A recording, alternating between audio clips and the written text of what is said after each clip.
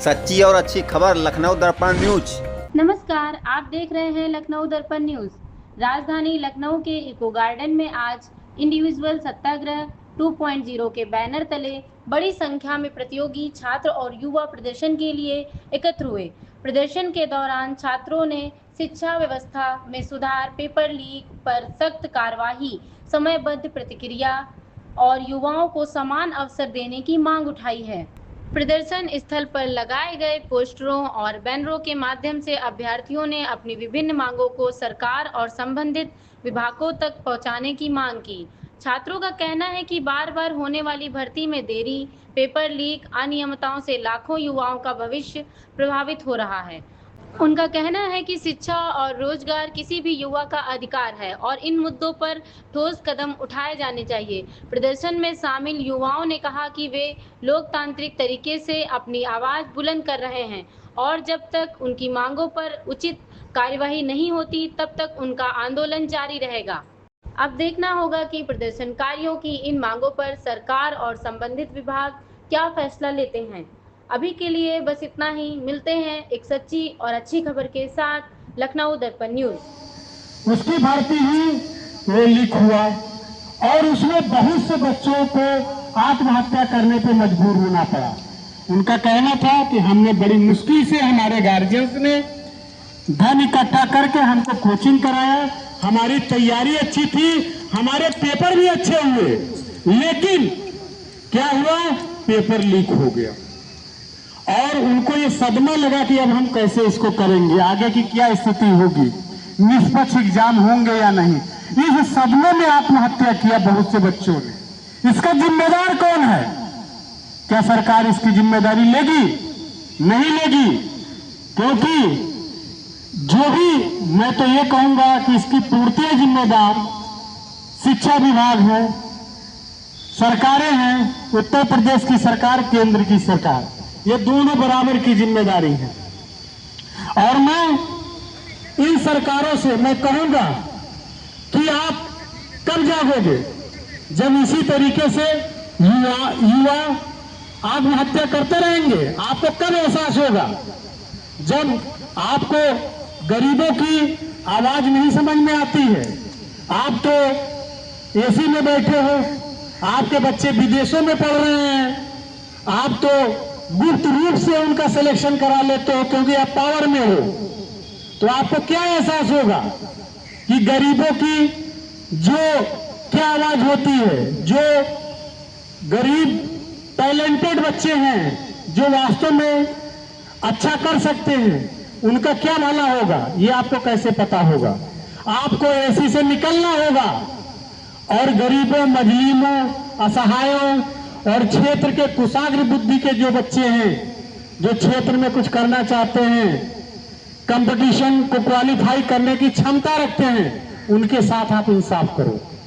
इंसाफ नहीं करोगे तो ये कारवा, ये ज्वाला, ये आग जो मनीष जी और लकी जी ने जो जगाई है, ये आग लग चुकी है और ये पूरे देश में इसका कारवा बढ़ेगा। जगह जगह पे ये प्रोटेस्ट हो रहा है, दिल्ली में भी हो रहा है, यहाँ भी हो रहा है, हर जगह पे भी हो रहा है। इसको युवाओं को, समाज के बुद्धिजीवी वर्ग को समझना पड़ेगा।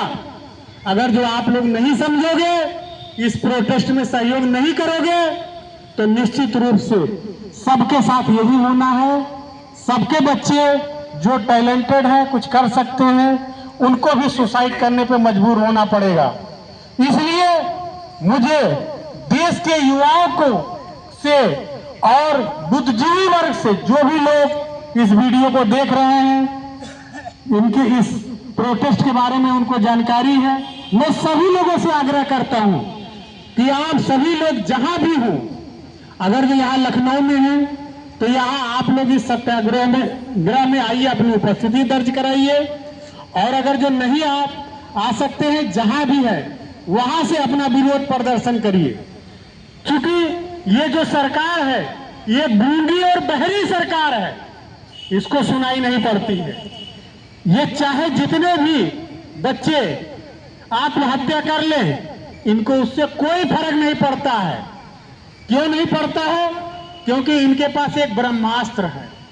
जब चुनाव नजदीक आता है तो ये क्या करते हैं, ये धार्मिक चोला ओढ़ लेते हैं। और जो धार्मिक चोला है वो ब्रह्मास्त्र है, क्योंकि जो भी शस्त्र कोई भी लगाता है तो उस शस्त्र को धर्म के नाम पे ये फेल कर देते हैं।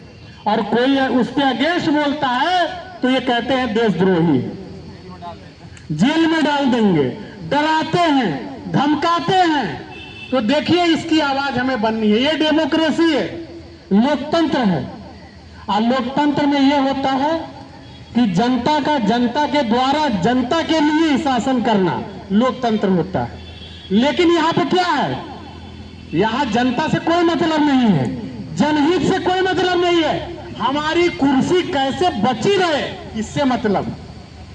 तो मैं पूरे देश के युवाओं से, बुद्धिजीवी वर्ग से ये मैं अपील करूंगा कि इस भ्रष्ट सरकार के खिलाफ आप सभी लोग आइए, आगे बढ़िए और इतना विरोध करिए।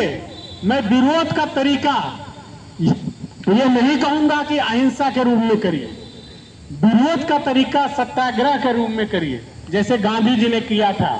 और उन्होंने देश की आजादी में अपनी महत्वपूर्ण भूमिका निभाई।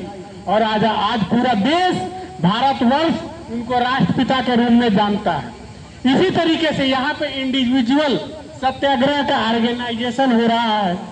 इसकी महत्वपूर्ण भूमिका ये जितने भी हमारे युवा साथी निभा रहे हैं, मैं उनको जितना भी धन्यवाद दूं कम है। हमारे बीच में मीडिया साथी भी हैं, मैं इन लोगों का विशेष रूप से शुक्रगुजार हूं कि आप लोग इतने दूर से आए हैं और इस आवाज को आप लोग उठाने का प्रयास करेंगे। मैं आप लोगों से कहूंगा कि इस आवाज को इतनी तीव्र गति से, प्रबल तरीके से उठाइए कि देश की जो गूंगी सरकार है उसको अपने केबिन से बाहर आना पड़े।